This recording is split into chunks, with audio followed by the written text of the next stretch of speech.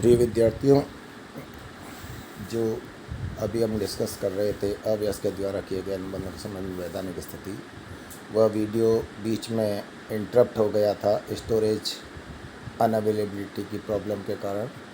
हम आगे अब उसको जारी रखते हैं। अव्यस्क के संरक्षक द्वारा अव्यस्क की ओर से अनुबंध किया जा सकता है, बशर्ते कि वह अव्यस्क के हित के लिए है। संरक्षक को ऐसा अनुबंध करने की शक्ति प्राप्त है। उदाहरणतः यदि कोई भी संरक्षक अव्यस्क की ओर से किसी अचल संपत्ति के क्रय का अनुबंध करना चाहता है तो वह ऐसा नहीं कर सकता, और बिना न्यायालय की पूर्वानुमति के किसी अचल संपत्ति का विक्रय भी वह नहीं कर सकता। एक अव्यस्क स्वयं तो एजेंट हो सकता है, क्योंकि अपने कार्यों से वह नियोक्ता को उत्तरदायी बनाता है, लेकिन एजेंट के रूप में उसे उपेक्षा अथवा लापरवाही के लिए दायी नहीं ठहराया जा सकेगा।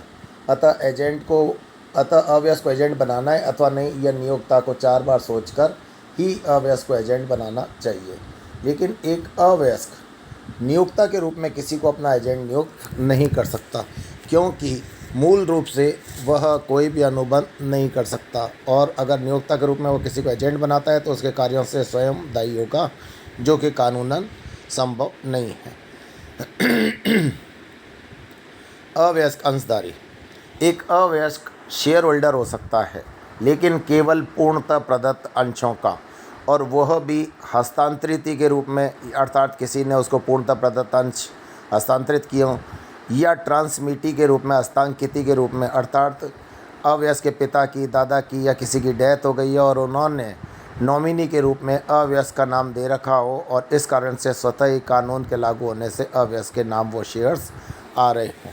ऐसी स्थिति में ही अवयस्क केवल पूर्णतः प्रदत्त अंशों का धारक बन सकता है। एक अवयस्क आईपीओ में सब्सक्राइब कर और नए सिरे से अंश उसके नाम आवंटित नहीं किए जा सकते। वह मूल अंशों का आवंटी नहीं हो सकता, क्योंकि अगर गलती से भी ऐसा हो जाता है और पार्टली पेड अप शेयर्स हैं तो बाकी की कॉल राशि अदा करने के लिए अव्यस्क को कंपनी दायी नहीं ठहरा सकती।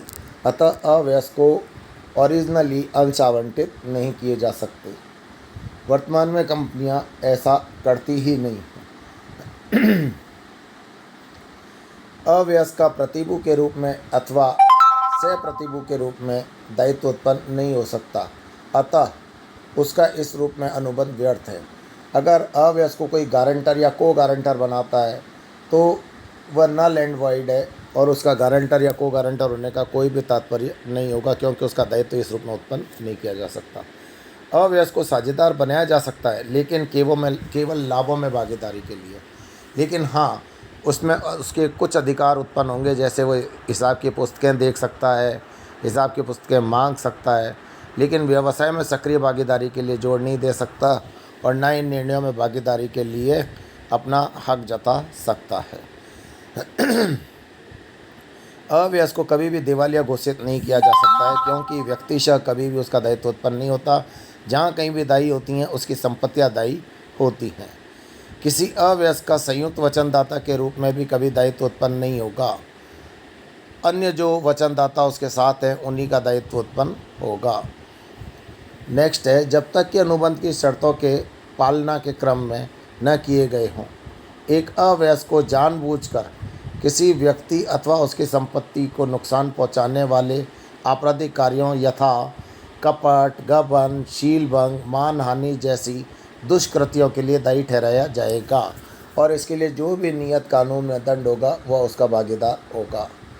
एक अव्यस्क द्वारा विवाह करने अथवा भविष्य में विवाह करने का अनुबंध करने का जो कार्य है वह उचित नहीं है, और ऐसा अनुबंध व्यर्थ होगा, और ऐसा विवाह भी व्यर्थ होगा।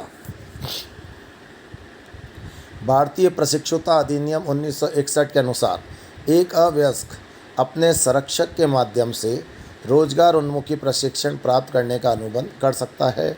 वह इसका निर्धारित शुल्क व अन्य सामग्री व्ययों के भुगतान हेतु अव्यस्क की संपत्ति को दायी भी ठहराया जा सकता है, लेकिन इसके लिए अवयस्क का 14 से 18 वर्ष की आयु के बीच का होना आवश्यक है, अर्थात वह किशोरी अवस्था का होना चाहिए।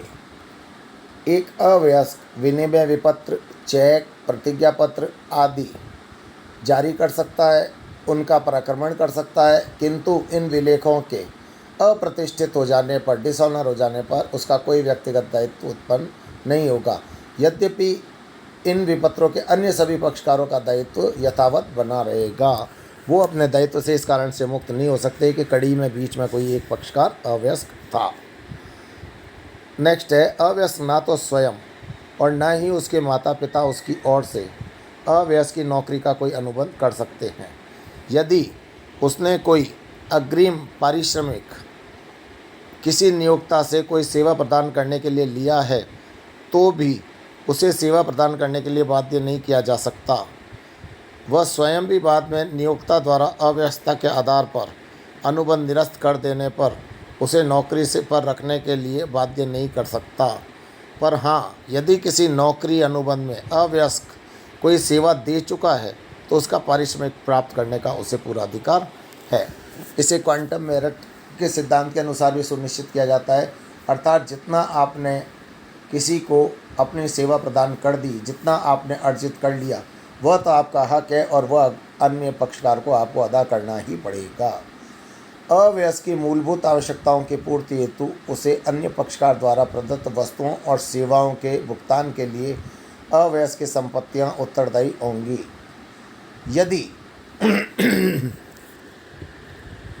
पूर्ति की गई वस्तु अथवा सेवा की उसे वास्तव में अति आवश्यकता थी और वह पहले से उसे उपलब्ध नहीं थी, प्रदत्त वस्तु अथवा सेवा अवयस्क के जीवन स्तर व सामाजिक पहचान के अनुरूप है। अवयस्क के कहने पर ही वस्तु अथवा सेवा प्रदान की गई है, न कि स्वेच्छा से। मूलभूत आवश्यकताओं में रोटी, कपड़ा, मकान, स्वास्थ्य, शिक्षा, कानूनी परामर्श एवं परंपरानुसार धार्मिक अनुष्ठान शामिल हैं। बीमा प्रीमियम एवं संपत्ति ऑब्लिक भवन के अनुरक्षण व्ययों को भी इसमें शामिल किया जाता है। आवश्यकताओं की पूर्ति हेतु उत्पन्न अवयस्क का दायित्व अनुबंध अधिनियम की धारा 68 के अनुसार अर्ध अनुबंधात्मक होता है, अर्थात यह यद्यपि उत्पन्न नहीं किया जाता लेकिन कानून द्वारा अवयस्क की संपत्तियों पर थोप दिया जाता है। Okay, thank you.